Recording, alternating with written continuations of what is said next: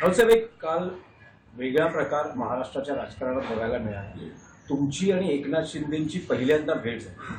ही अनपेक्षित भेट होती की तुम्ही ठरवून त्यांना भेटायला? कसं काय ठरवून कोणाला भेटेल? ही अनपेक्षित भेट असते. अशा प्रकारच्या भेटी असतात त्या अनएक्सपेक्टेड असतात, अनपेक्षित असतात. ते राज्याचे जरी बेकायदेशीर असले तरी उपमुख्यमंत्री समोर आले. आम्ही एका कार्यक्रमात एकत्र होतो.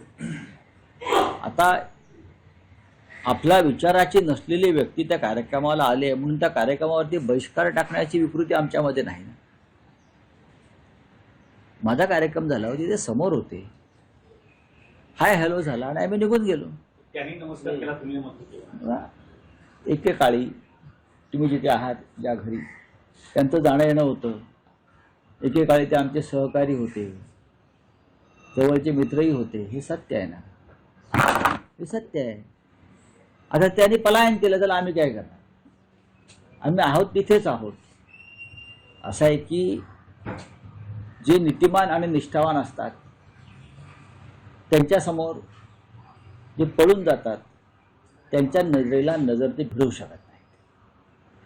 हे मी शिंद्यांच्या बाबतीत म्हणत नाही, हे सगळ्यांच्याच बाबतीत असेल. आता अजित पवार शरद पवार एकत्र आहेत, पण सुरुवातीच्या काळात अजित पवार सुद्धा शरद पवारांच्या डोळ्याला डोळा भिडवत नव्हते. हे आपण चित्र पाहिलं असेल. पण हे सर्वत्र आहे. अवघ्या काही सेकंदासाठी हा प्रसंग घडला. त्यावेळेस शिंदेच्या जेव्हा तुम्ही समोर आला, काय एकूण तिथे चित्र होतं किंवा तुम्हाला काय वाटलं? मला काही नाही वाटलं. मला काय वाटणार आणि कशा करता वाटावं? त्यातून काय महाराष्ट्रात अजून काय मिळणार? काहीच नाही. ते ढोंगी भाजप बरोबर सत्तेमध्ये आहेत, त्यांना भाजपा ब्लॅकमेल करताय. अमित शहा त्यांच्या पक्षाचे नेते आहेत आणि आमच्या दृष्टीनं अमित शहा महाराष्ट्राचे शत्रू आहेत, महाराष्ट्राचे दुश्मन आहे. म्हणून ते दोन ठाकरे बंधू एकत्र येऊन महाराष्ट्राच्या दुश्मनाविरुद्ध लढतायत. साहेब, भाजपमधल्या बंडखोरांची हकालपट्टी किंवा त्यांच्यावर निलंबनाची कारवाई झाली, पण ठाकरेंचे अजून अनेक बंडखोर अपक्ष रिंगणात आहेत. अजूनही कारवाईबद्दल दोन्ही बाजूनी काही ठिकाणी अपक्ष किंवा बंडखोर रिंगणात, दोन्ही बाजूने, असं नाही, दोन्ही बाजूने आम्ही दोन्ही बाजूने आहे. त्याच्यावरती आता काल आम्ही रात्री चर्चा केलेली आहे. बघू आता. जे लोक मुंबईत जन्माला येऊन म्हातारे झाले ते शहराचा विकास करू शकले नाहीत, ते आता काय विकास करणार अशी देवेंद्र फडणवीसांनी ठाकरे बंधूंवरती जहरी टीका केली. अच्छा, हे कोण म्हणताय? देवेंद्र फडणवीसांनी म्हटलं मुंबईत जन्माला येऊन म्हातारे झालो. पण आम्ही मुंबईत जन्माला येऊन म्हातारे झालो म्हणून मुंबई महाराष्ट्रात टिकली आणि तुम्ही मुंबईत राहताय त्यांना विचारा, का राहताय?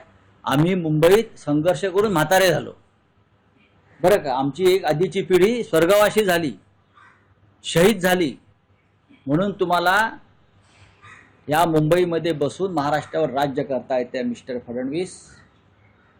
आता तुम्ही तरुण आहात, अजून नागपूरचा काय विकास केला? लोक तुम्हाला दारातून हाकलून देतात, मी बघितलं काय. पण ते असं म्हणतात की मी सर्टिफाईड नागपूरकर आहे. मग चांगली गोष्ट आहे. नागपूर ही महाराष्ट्राची उपराजधानी आहे. तुम्ही सर्टिफाईड नागपूरकर आहात, आम्ही सुद्धा डबल सर्टिफाईड मुंबईकर आहोत, बरं का. आणि मुंबई ही लढून मिळवली आहे आम्ही, फडणवीस. आम्हाला अशी आकाशातून जमिनीतून बटाटे येतात तसे आम्हाला बटाटे मिळालेले नाही आहेत. भुईमुगाचं